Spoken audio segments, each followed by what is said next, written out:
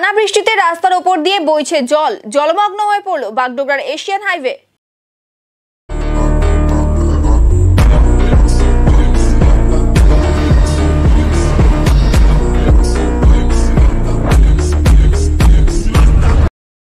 গত দুদিন ধরে একটানা বৃষ্টি হচ্ছে। এই বৃষ্টিতে বাগডোগরা বিহার মোড়ের রাস্তা যেন নদী।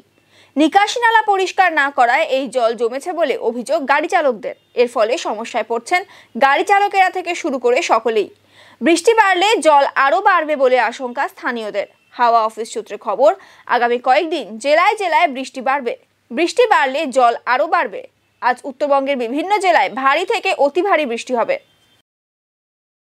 এই জলের জন্য তো সবারই অসুবিধা হচ্ছে। বৃষ্টি পড়লে এখানে জল জমে যাচ্ছে।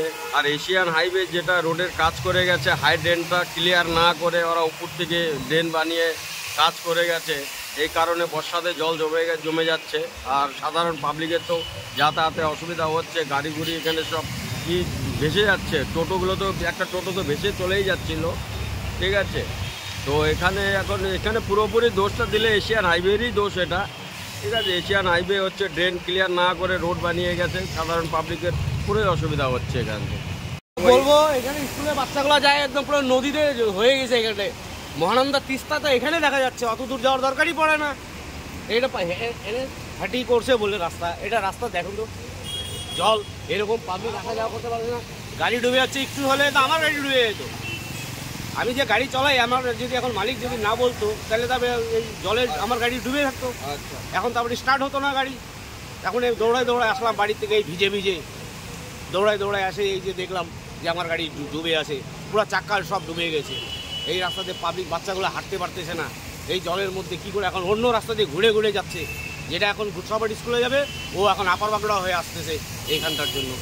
এখন আপনারা চাচ্ছি কি আপনারা কিছু করেন, যে এই রাস্তাটা ক্লিয়ার হয়, রাস্তাটা জল যেন না থাকে। NH30কে বলতেছি যে এই জলের ড্রেনটার যা জাম আছে, এই জামটাকে একটু ভালো করে দিলে ভালো হয়।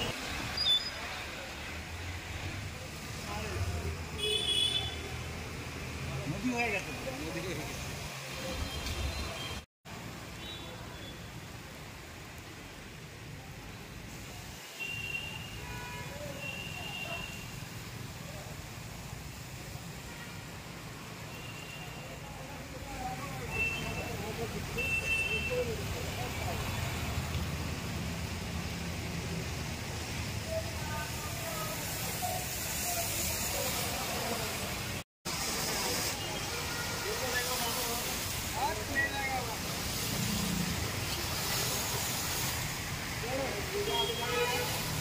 गाड़ी दिया